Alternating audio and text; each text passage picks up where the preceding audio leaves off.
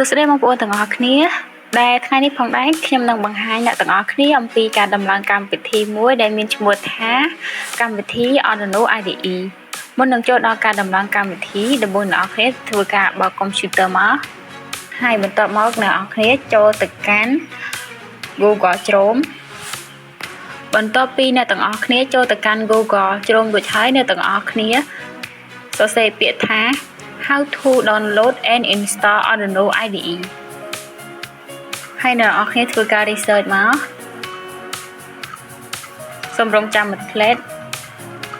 បន្ទាប់មកអ្នកទាំងអស់គ្នាចុចទៅលើពាក្យថា download and install Arduino IDE បន្ទាប់ពីចុចរួចហើយអ្នកនរគ្នាសូមរងចាំមួយផ្លែតដើម្បីឲ្យវាដំណើរការហើយយើងមើលទៅខាងលើយកពាក្យថា softwareអ្នកនរគ្នាចុចវាមកចាដល់ពេលចុចរួចហើយអ្នកនរគ្នា scroll វាមកក្រោមតិចមកហើយអ្នកនរគ្នាឃើញពាក្យថា Try your project to live with Arduino software ហើយយើងមកមើលនៅខាងក្រោមនេះមានពាក្យថា download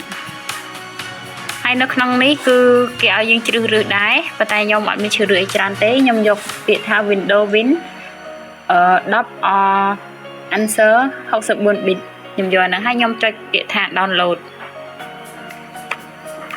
អ្នកគ្នាចុចពាក្យថា download មករួចជាការស្រេច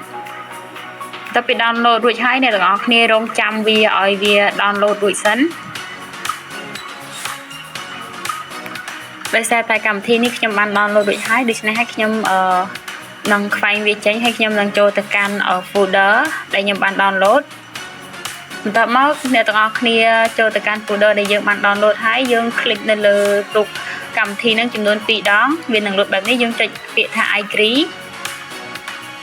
បន្ទាប់ទៀតបងប្អូនអ្នកនរគ្នាឃើញនៅខាងលើហ្នឹងមាន2អ្នកទាំងអស់គ្នាយកអាក្រមមក only for me user ហើយយើងចុចពាក្យថា next មកដល់កន្លែងនេះគេឲ្យយើងជ្រើសរើស browser ដើម្បីទុកនៅកម្មវិធី Arduino IDE បន្ទាប់ពីជ្រើសរើសរួចហើយអ្នកទាំងអស់គ្នាចុច OK មកតទៅពីចុច OK ហើយយើងធ្វើការ install វាមកអ្នកគ្នាចុចទៅលើពាក្យ install មកហើយយើងរងចាំរហូតដល់វា install ពេញចាយើងរងចាំរហូតដល់វាពេញមកបន្ទាប់ពីយើង install រួចហើយវានឹងលើកពាក្យបែបនេះថា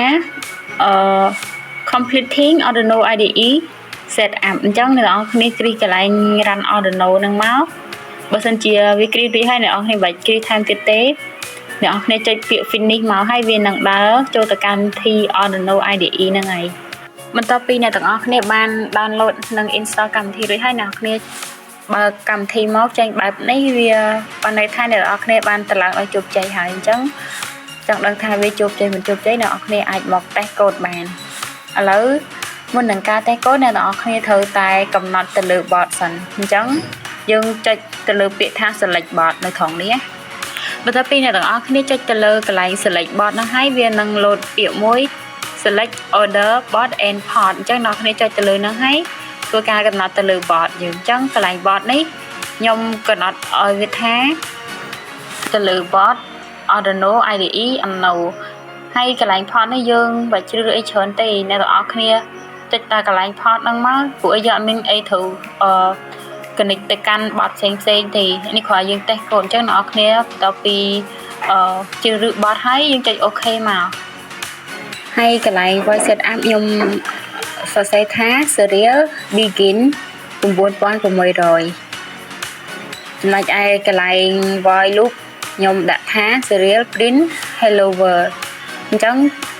យើងសាក verify កូដមើលថាវាដើរឬអត់អញ្ចឹងចាំមើលទាំងអស់គ្នាតទៅពី verify រួច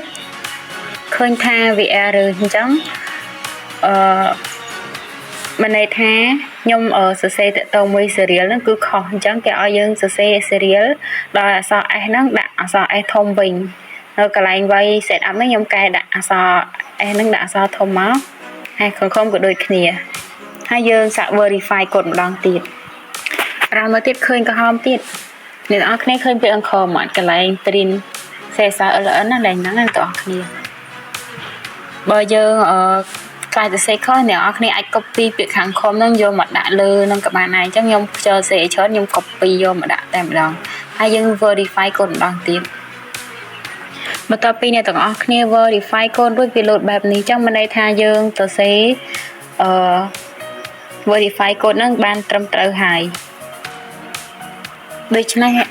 វាដំណើរការធម្មតាទេតែនៅក្នុងនេះយើងអាចមើលទៅលើពាក្យដែលយើង print hello world កើតទេដោយសារវាជាកម្មវិធីសម្រាប់ connect ទៅកាន់ board ដែលយើងកំណត់